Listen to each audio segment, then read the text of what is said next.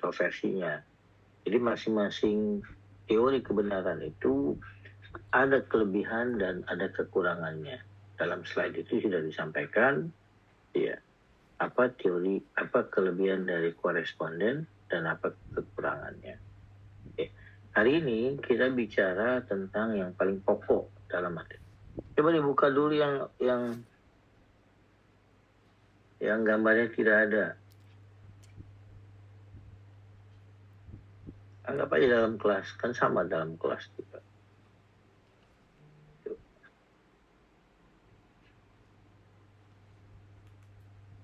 Di kelas aja bisa tidur, apalagi di tempat begini, tidurannya makin pasti.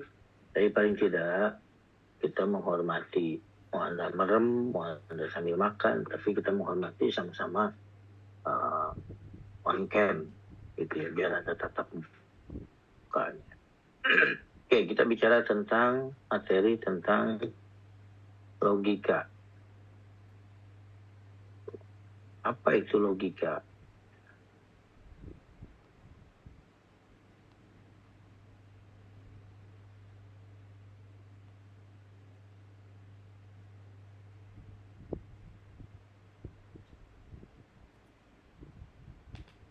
Ada dalam slide ya, coba perhatikan. Kita bicara tentang logika. Apa itu logika hari ini? Bicara logika dan hukum penyimpulan. Jadi kita bahas hari ini tentang definisi dan unsur logika, logika formal dan material, hukum penyimpulan dan kegunaan logika. Logika itu cabang filsafat yang mempelajari prinsip-prinsip penalaran yang benar dan cara menghasilkan kesimpulan yang valid dari premis-premis yang diberikan. Filsafat itu banyak cabangnya. Ada filsafat ilmu pengetahuan, ada filsafat yang disebut dengan etika. Etika itu filsafat yang mempelajari tentang perbuatan apa yang benar dan perbuatan seperti apa yang salah. Ada estetika, filsafat yang mempelajari prinsip-prinsip tentang apa yang indah dan apa yang tidak indah. Ya. Nah, jadi hari ini kita bicara tentang logika yang memang fokus dari mata kuliah ini. Logika itu mengajarkan kita berpikir yang tepat itu seperti apa. Ya, bagaimana cara mengambil kesimpulan. Nah, perhatikan. Ini kita bicara unsur-unsur logika. Ketika bicara logika, ada 3 unsur yang harus kalian perhatikan. Karena kalau lihat tadi definisinya, prinsip-prinsip penalaran, ada penalaran, menghasilkan kesimpulan, ada penyimpulan, kemudian yang ketiga ada premis-premis. Nah, ini diuraikan. Pertama, yang harus dipahami ketika kita mempelajari logika itu pengertian atau konsep. Jadi pemahaman tentang sesuatu yang diperoleh dari pengalaman empirik, observasi menggunakan panca indera. Ini sederhana, nggak usah terlalu rumit. Pengertian itu dalam bahasa bentuknya kata. Itu konsep. Secara umum itu konsep. Konsep itu sesuatu yang memiliki pengertian. Kursi itu konsep, baju itu sebuah konsep, matahari konsep.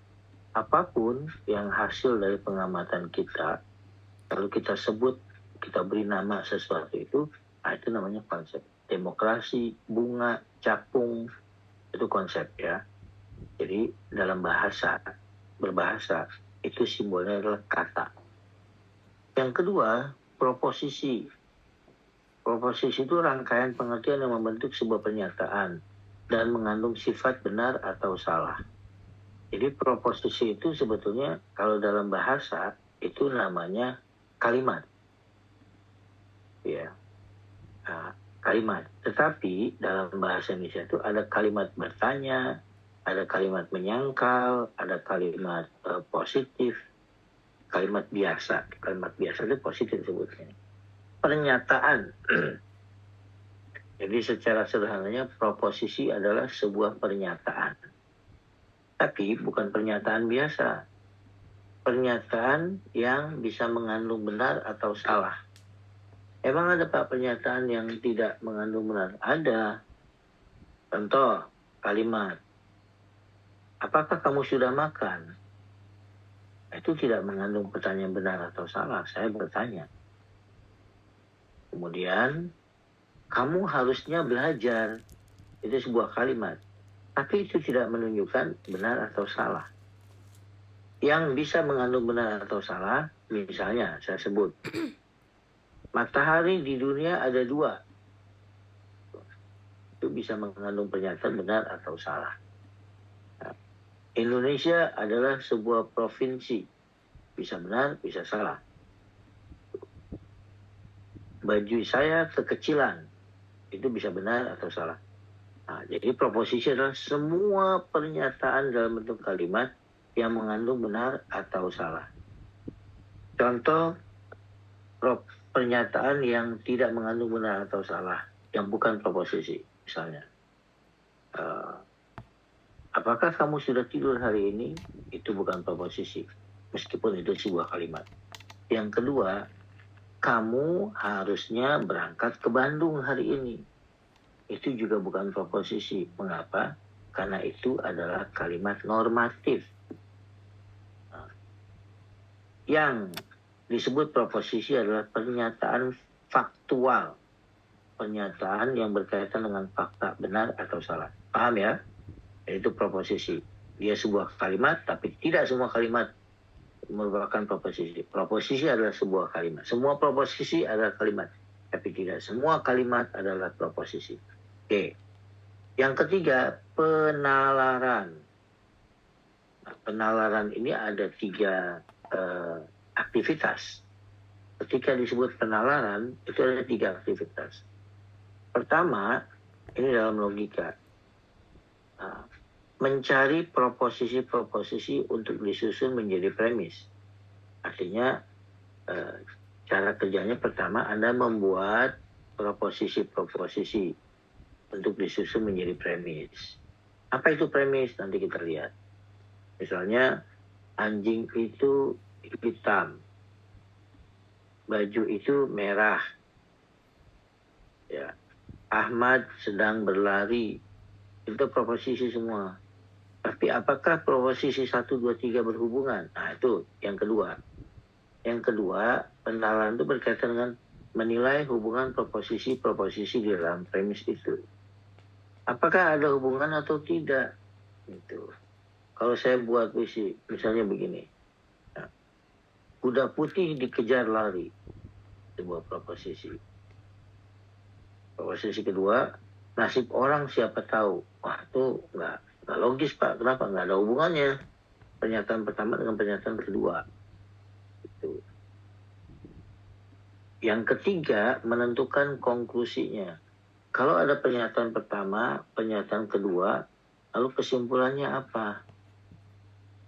Gitu. Jadi, ketika Anda bernalar, pertama, yang nomor 1, bisa jadi Anda membuat proposisinya salah. Bisa jadi benar. Oke. Yang kedua, katakanlah proposisinya benar. Ada 2 proposisi, belum tentu benar. Mengapa? Dilihat apakah berhubungan atau tidak kalimat pertama dengan kalimat kedua. Oke. Katakanlah benar ada hubungan. Yang ketiga, menentukan konklusinya. Bagaimana cara mengambil kesimpulannya? Nah, itu ada rumus-rumusnya. Ya.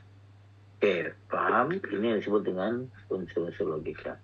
Sekarang kita beranjak. Ini contoh. Pengertian itu abstrak. Jika kita hendak menunjukkan, pengertian itu harus diganti dengan lambang, yaitu kata. Kucing, hitam, baju. Proposisi. Nah, proposisi itu ada 2. Ada proposisi empirik, ada proposisi mutlak. Proposisi empirik itu sama seperti ketika kita bicara tentang teori kebenaran korespondensi. Pernyataan yang dapat diuji atau diverifikasi kecocokannya secara empirik. Mobil itu berwarna merah. Ini sama sekali lagi dengan teori kebenaran korespondensi. Kalau yang kedua, proposisi mutlak, ini sama dengan teori kebenaran koherensi. Proposisi yang sifat kebenaran kesalahannya langsung nampak pada pikiran dan jelas dengan sendirinya. Janda adalah wanita yang pernah nikah. Benar atau salah? Ini proposisi. Benar. Ya. Ketika saya bilang matahari lebih panas daripada bulan, itu nggak perlu Anda buktikan secara empiris. Itu adalah pengetahuan umum. Ya. Ayah lebih tua daripada anaknya. Itu pernyataan yang mutlak. Proposisi mutlak, tidak perlu pembuktian secara empiris. Sekarang penalaran, ini yang perlu diperhatikan. Ini yang disebut dengan silogisme. Ada premis mayor, premis minor, kesimpulan. Ingat, penalaran pertama mencari proposisi. Saya bikin proposisi begini. Semua manusia pasti mati. Itu benar atau salah? Nah, silakan. Itu nanti diuji. Apakah ini proposisi empirik atau proposisi mutlak? Benar atau salah? Kalau benar, oke. Lolos yang pertama. Penalaran. Yang kedua, Socrates adalah manusia. Sekarang ada dua pernyataan. Semua manusia pasti mati. Socrates adalah manusia. Ada hubungannya enggak?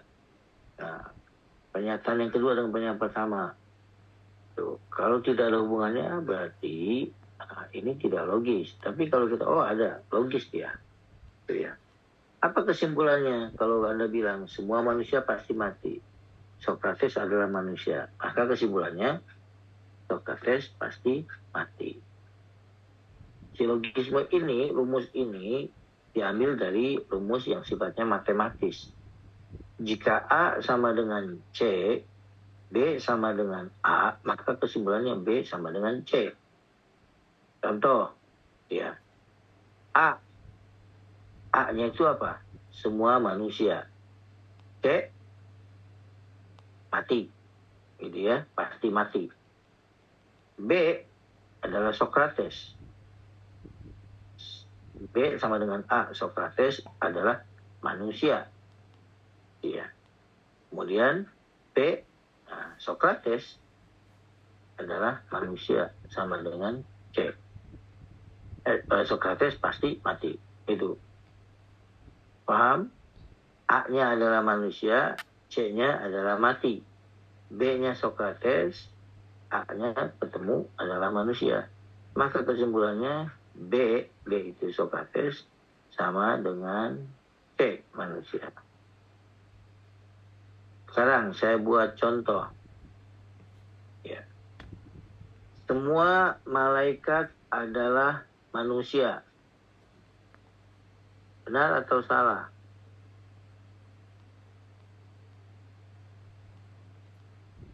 Semua malaikat adalah manusia. Benar atau salah? Salah. Halo? Ini sederhana, nggak perlu. Ini proposisi apa? Empirik atau mutlak? Semua malaikat adalah manusia. Salah, Pak. Salah. Itu. Dan itu proposisi mutlak, bukan proposisi empirik. Jadi nggak perlu dibuktikan, nggak perlu dicari malaikatnya. Itu sudah rumus. Yang namanya malaikat adalah makhluk tersendiri. Yang namanya manusia adalah makhluk tersendiri. Malaikat bukan manusia, manusia bukan malaikat. Tapi kalau Anda buat rumus, semua malaikat adalah manusia. Ya. Nah, lalu karena ini salah, premis minornya bisa jadi salah, bisa jadi benar. Nanti ada rumusnya. Jika A sama dengan C, B sama dengan A, B sama dengan C. Semua malaikat adalah manusia. Saya kasih contoh premis minornya. Jibril adalah malaikat. Kesimpulannya, Jibril adalah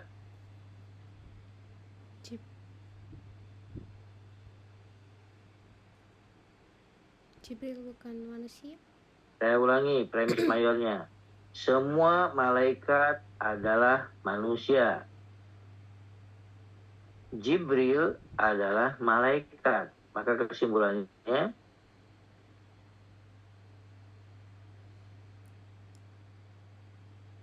Apa kesimpulannya? Jibril pasti manusia, Pak. Jibril adalah manusia, gitu.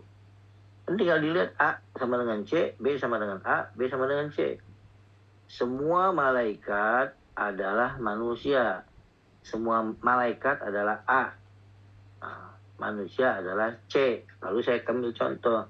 Jibril, kalimat baru nih. Jibril berarti B. Adalah malaikat. A kembali ke atas. Kesimpulannya, B. Jibril B adalah manusia. Oke, saya ulangi.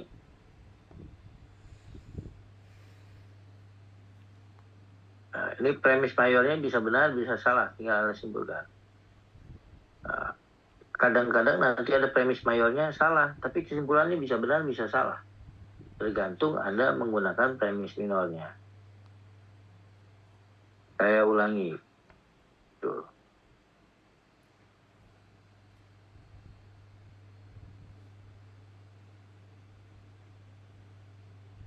Semua dosen UNAS adalah warga negara Indonesia. Didit adalah dosen UNAS. Kesimpulannya? Didik warga negara Indonesia, Pak. Oke, good. Didik adalah warga negara Indonesia. Oke, itu ya. Jadi penalaran itu begitu, itu yang namanya silogisme. Anda cari proposisi. Proposisinya bisa benar, bisa salah. Gitu. Mau benar, mau salah, sekarang buat aja. Semua manusia pasti mati. Premis minornya cari berhubungan. Rumus B sama dengan A. Ya. Plato adalah manusia. Kesimpulannya, Plato pasti mati. Semua manusia pasti mati. Plato adalah manusia. Kesimpulannya, Plato adalah manusia. Oke, lanjut. Nah, itu dalam logika, ada logika formal, ada logika material. Ya, kalau logika formal itu lebih tentang struktur dan bentuk dari argumen-argumen secara umum, tanpa memperhatikan konten spesifik dari premis-premis atau kesimpulan. Jadi logika formal itu lebih menekankan pada bentuk dan struktur argumen yang valid dan benar. Ini kalau logika formal biasanya digunakan dalam matematika, sains komputer, filsafat untuk menganalisis argumen tanpa mempertimbangkan konteks atau makna konkret dari premis-premis tersebut. Beda dengan logika material, dikenal juga dengan logika konkret. Studi tentang kebenaran dan kevalidan dari argumen berdasarkan konten atau materi dari premis-premis. Ya. Jadi kalau logika material itu dilihat dari premisnya, argumennya, berdasarkan isinya. Kalau formal itu formatnya, bentuknya. Bagaimana meletakkan premis mayor, bagaimana meletakkan premis minor. Nah, lebih sering digunakan dalam bidang-bidang hukum, politik, dan sosiologi. Jadi kita sebetulnya lebih banyak nanti menggunakan logika material. Logika formal yang seperti tadi, silogisme, itu logika formal. Semua manusia pasti mati. Sokrates adalah manusia. Sokrates pasti mati. Itu jika A sama dengan C, B sama dengan A, maka kesimpulannya B sama dengan C. Kalau logika material, contohnya, mengemudi di atas kecepatan adalah pelanggaran. Premis selanjutnya, John mengemudi di atas batas kecepatan. Kesimpulannya, John melanggar hukum. Gitu ya. Ya. Oke. Lanjut. Nah, hukum penyimpulan. Dari yang sudah tadi kita bahas. Ada premis mayor, ada premis minor, ada konklusi. Hukum penyimpulan yang pertama. Jika premis mayornya benar, konklusinya pasti benar. Contoh, semua manusia pasti mati, Andi manusia, kesimpulannya Andi pasti mati. Nah, sekarang mulai dari bawah. Konklusinya salah. Premisnya juga salah. Anda lihat dari bawah kesimpulannya. Konklusinya itu di bawah. Andi adalah malaikat. Itu konklusi. Diambil dari premis apa? Nah, Andi malaikat, ya karena premis mayornya salah. semua manusia adalah malaikat.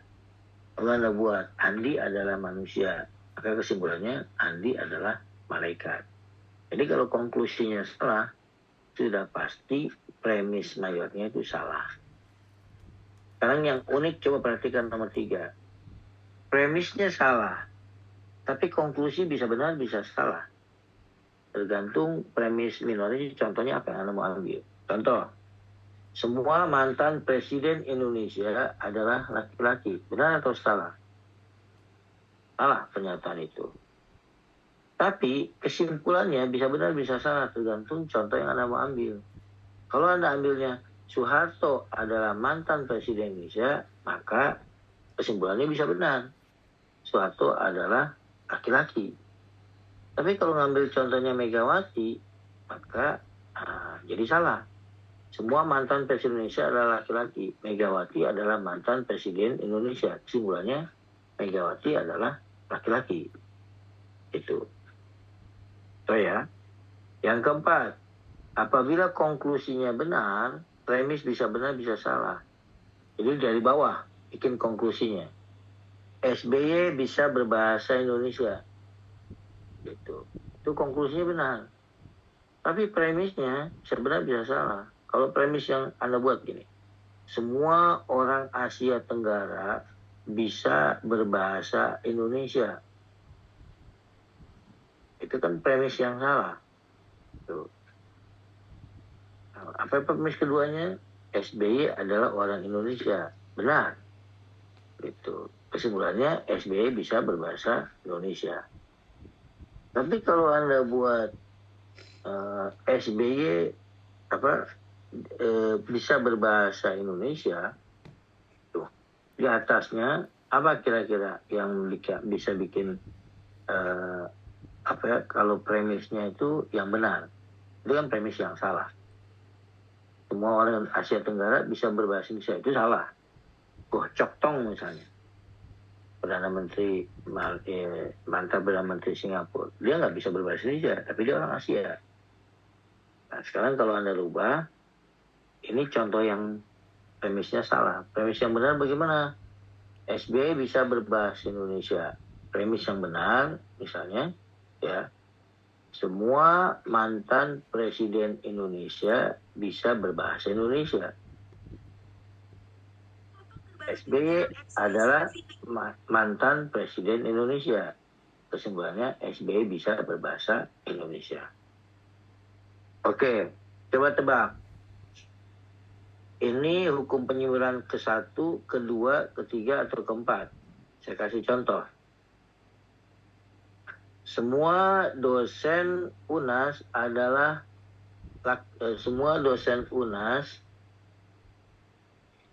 orang kaya. Semua dosen UNAS bergelar profesor. Semua dosen UNAS bergelar profesor. Itu hukum penyimpulan mana? 1, 2, 3, 4.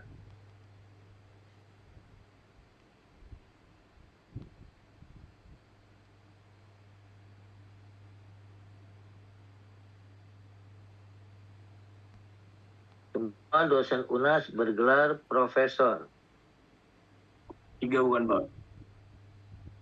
Coba lanjutkan. Sekarang saya tanya, ini premisnya benar atau salah? Semua dosen UNAS bergelar profesor. Salah. Salah.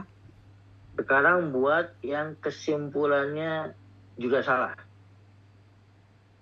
Semua dosen UNAS bergelar profesor. Premis mayornya apa?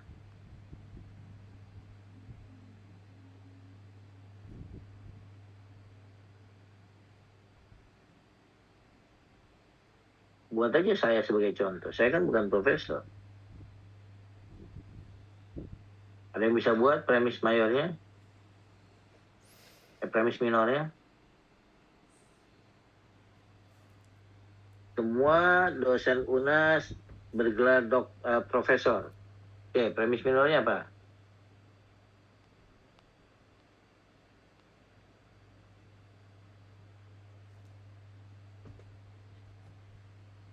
Ada yang bisa? Coba.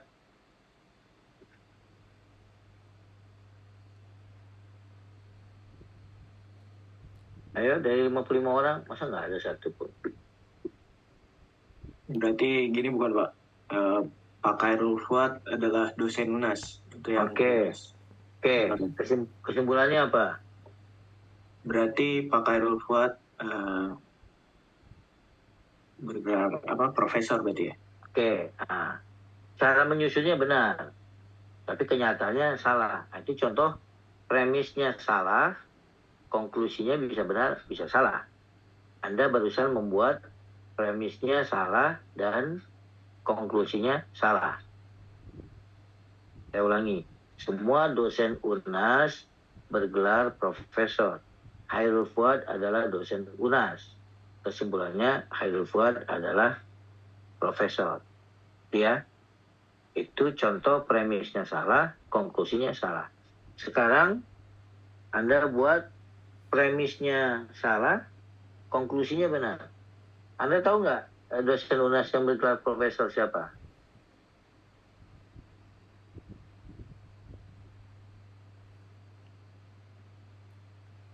Ada yang tahu?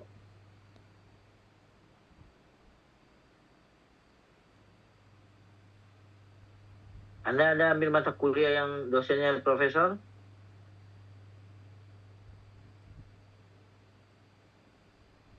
Halo?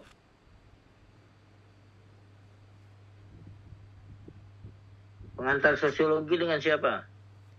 Prof. Haji Samsiah, Pak. Oke, nah, sekarang buat.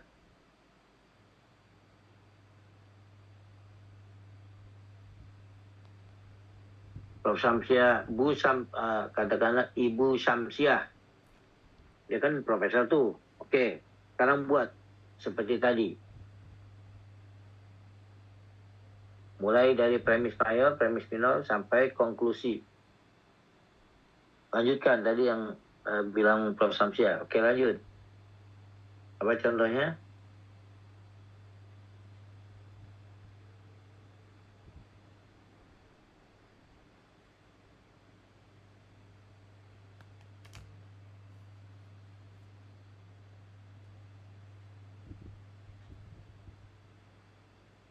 Halo? Ada yang coba? Gampang banget itu, sederhana. Tinggal Khairul Fuad diganti sama Samsiah.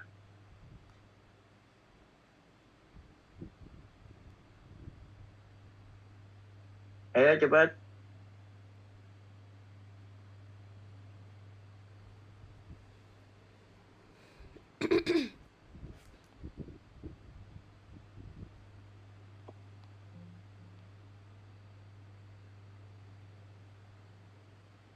Ini sama kayak tadi berarti kan Pak? Ya iya, tinggal Fuad diganti sama Samsiah doang. Masa 55 orang gak ada yang bisa jawab? Ayo, lanjut. Berarti semua dosen UNAS adalah profesor ya? Oke, good, excellent. Lanjut. Terus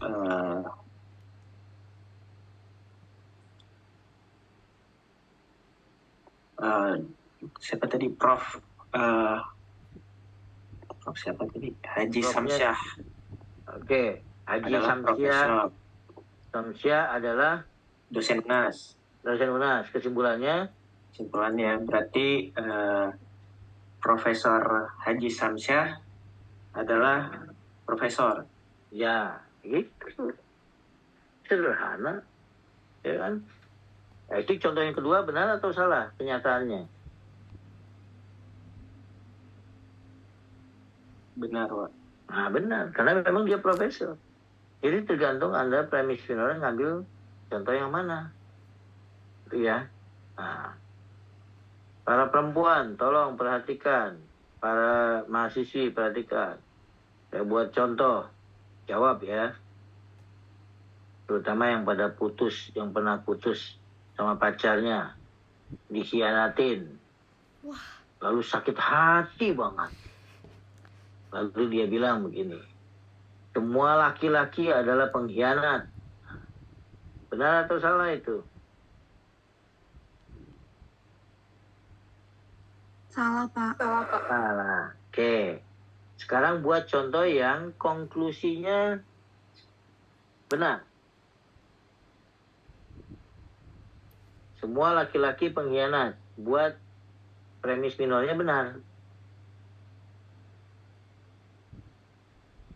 Semua laki-laki adalah pengkhianat.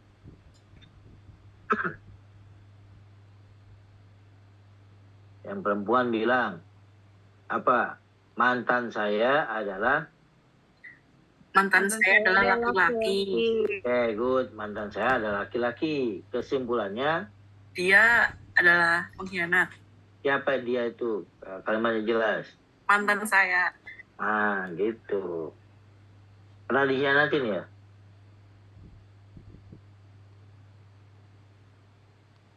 Oke, kalau pernah dikhianatin berarti benar itu. Semua laki-laki adalah pengkhianat. Ini premis yang salah. Tapi ketika Anda ambil contoh, mantan saya adalah laki-laki. Oh, benar mantan saya laki-laki. Tapi kesimpulannya bisa benar. Mantan saya adalah pengkhianat. Tapi kalau Anda ambil contoh yang salah, apa? Semua laki-laki adalah pengkhianat. Sekarang premis minornya benar, tapi konklusinya salah. Ambil contoh bapak Anda. Oke, lanjut. Semua laki-laki adalah pengkhianat. Premis minornya bapak. Lanjut. Bapak saya adalah laki-laki. Oke, kesimpulannya Bapak saya pengkhianat. bapak saya adalah pengkhianat. Nah itu. Jadi premisnya, premis mayornya salah. Tapi kesimpulannya bisa benar, bisa salah. Tergantung Anda mengambil kesimpulannya. Itu ya. Ini logika formal. Bisa diterapkan dalam kesimpulan. Jadi Anda bisa ngecek cara berpikir Anda benar atau salah. Itu. Ya.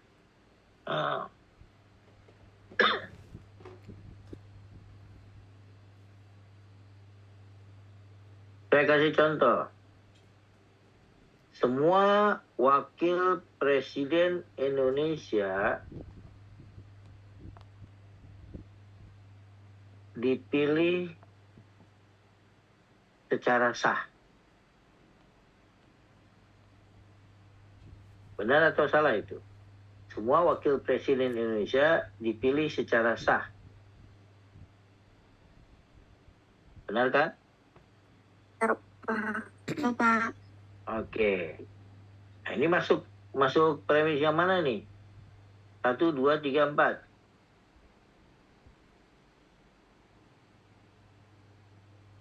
Satu bukan, Pak? 1. Semua wakil presiden Indonesia dipilih secara sah. Nah, premis minornya Anda ambil siapapun wakil presidennya, itu kesimpulannya pasti benar. Mau wakil presidennya Yusuf Kala, mau wakil presidennya Gibran, mau wakil presidennya Sudarmono di zaman Soeharto, mau wakil presidennya Megawati di zaman Gus Dur, gitu. Jadi kalau Anda buat semua wakil presiden Indonesia dipilih secara sah. Gibran adalah wakil presiden Indonesia. Kesimpulannya, Gibran dipilih secara sah. Terlepas Anda suka atau tidak suka, terlepas orang itu punya kemampuan atau tidak punya kemampuan, yang jelas dia wakil presiden sah dan dia adalah wakil presiden dan dipilih. Oke? Nah, ada pertanyaan sampai di sini? Oke, lanjut. Kita selesaikan dulu. Kegunaan logika. Untuk apa sih belajar logika? Pertama, peningkatan kemampuan berkritis. Jadi, logika mengajarkan cara berpikir secara sistematis dan analitis. Nah, ini membantu seseorang untuk mengidentifikasi premis-premis yang benar dan menarik kesimpulan yang tepat dari informasi yang diberikan. Karena kan orang ada yang secara emosional ngomong begitu, gitu. Semua laki-laki pengkhianat, saya tidak akan nikah. Semua laki-laki pengkhianat. Nah, itu premis yang salah. Meskipun kesimpulannya bisa benar, bisa salah. Ya. Kemudian yang kedua, membantu dalam pengambilan keputusan. Seseorang dapat membuat keputusan yang lebih baik dan lebih rasional. Logika membantu untuk mengevaluasi argumen-argumen yang kompleks atau informasi yang bertentangan. Jadi pengambilan keputusan Anda bisa lebih baik kalau Anda gunakan logika. Ya. Yang ketiga, meningkatkan kualitas argumentasi. Nanti saya akan jelaskan, ada argumentasi-argumentasi yang menyesatkan. Ya. Itu nanti kita bahas, namanya logical fallacy, kesesatan berargumentasi. Dengan belajar logika, kualitas argumentasi kita itu bisa meningkat. Lanjut, dapat memahami dan menerapkan pengetahuan. Jadi logika membantu dalam memahami konsep-konsep yang kompleks atau abstrak. Jadi ini membuka pintu untuk memahami dan menerapkan pengetahuan. Karena kita belajar matematik, filsafat, hukum, sains gitu. Dan itu ada logika-logika masing-masing yang bisa diterapkan. Kemudian dapat meningkatkan kemampuan bicara dan menulis. Dengan memahami logika, seseorang dapat mengorganisir pikiran mereka dengan lebih baik. Jadi kalau nomor 1 tadi, semua manusia itu namanya generalisasi. Ketika Anda melakukan generalisasi, benar atau salah generalisasinya itu? Kalau generalisasinya benar, kesimpulannya benar. Tapi kalau generalisasinya salah, kesimpulan itu bisa benar, bisa salah. Gitu ya. Dan yang terakhir, itu dengan logika bisa memecahkan masalah lebih efektif. Jadi dengan prinsip-prinsip logika bisa membantu mengidentifikasi dan memecahkan masalah dengan lebih efektif. Ya. Karena berpikir itu urusan otak. Nah, sementara dalam kehidupan sehari-hari seringkali kita membuat pernyataan, mengambil keputusan berdasarkan emosi. Logika itu seringkali bertabrakan dengan urusan emosi.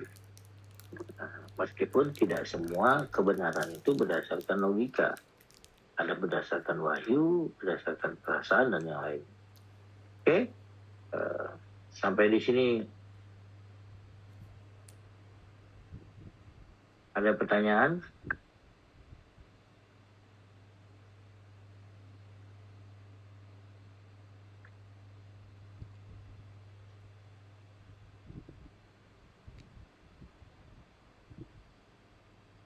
Silakan yang mau bertanya.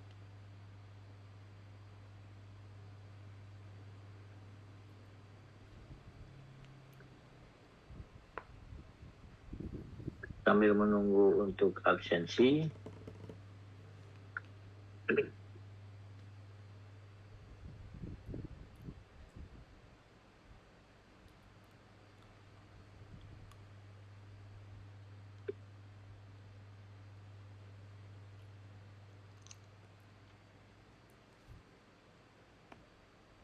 Ini R berapa? R1, Pak. R1. Oke.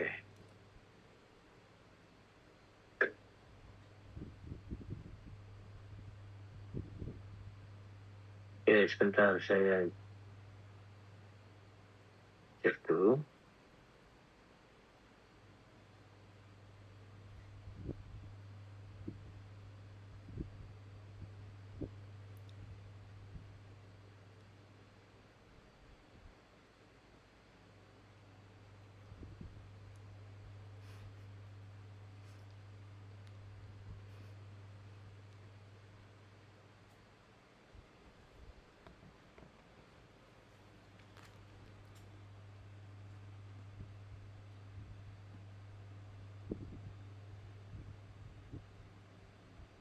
File kolam. Sidik Trirismawan. Tidak ada. Herlin Yulianti. Hadir, Pak. Muhammad Yazid Saprizal. Hadir, Pak, hadir. Dafa Henwar. Hadir, Pak. Diaz Putri. Hadir, Pak. Amanda Shiva. Hadir, Pak. Risa Aisyah. Hadir, Pak. Irna Agustin. Hadir, Pak. Lutfiani. Hadir, Pak. Jahan Khairun Nisa.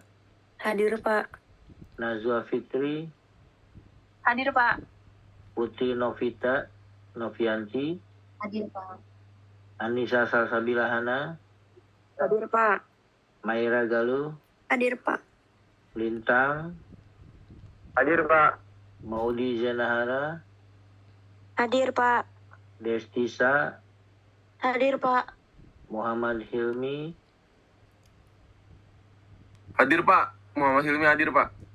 Vicky Yoga, Hadir, Pak. Hadir. Zalfa Rafli, Hadir Pak. Hadir. Oke. Hadir Pak. Muhammad Raihan, Akila,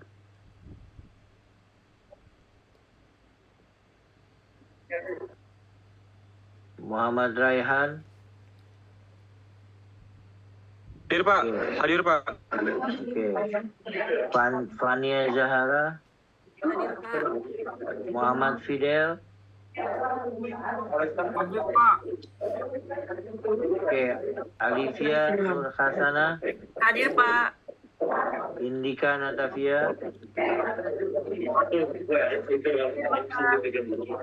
Lama banget. Farah Bulandari, Hadir, Pak. Aisyah Lubna, Hadir, Pak. Riza Lukmanul Hakim, Hadir, Pak. Zahara Maudina, Gilang Noverotu, Hadir, Pak. Hadir. Ivana Laila, Hadir, Bapak. Tadi gara-gara dada tadi itu nge-distract jadi 40 aja. yang lain tolong di mute dulu. Putri Balkis, Hadir, Pak. Pasha Dimayanti, Hadir, Pak. Nadira Salsabila, Hadir, Pak. Wanita Hamura, Hadir, Pak. Muhammad Ade, Hadir, Pak. Aziza Nur Aini, Hadir, Pak. Puput Adelia, Hadir, Pak. Muhammad Aditya Akram, Hadir, Pak. Muhammad Dafa, Hadir, Pak. Wisnu Anggoro, Hadir Pak. Hadir. Kenia Aulia, Hadir, Pak. Dwi Anggraini, Hadir, Pak. Muhammad Raihan, Hadir Pak Rehan.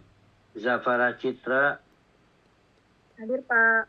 Muhammad Rizki, Hadir, Pak. Muhammad Hafiz, Hadir Pak.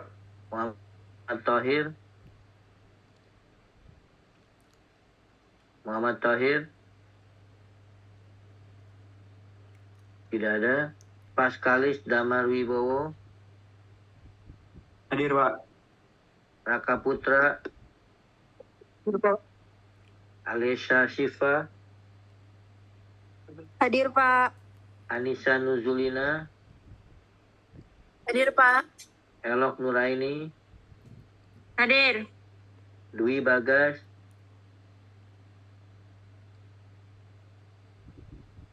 Bagas, Dewantoro, tidak ada. Syahwa Abni, Hadir. Najla Gantari, Hadir, Pak. Muhammad Nur Zaki, Hadir, Pak. Roni Surya Nalendra, Hadir Pak. Kila Adha. Hadir, Pak. Oke, saya ulangi yang tidak masuk. Dwi Bagas Dewantoro, Muhammad Tahir,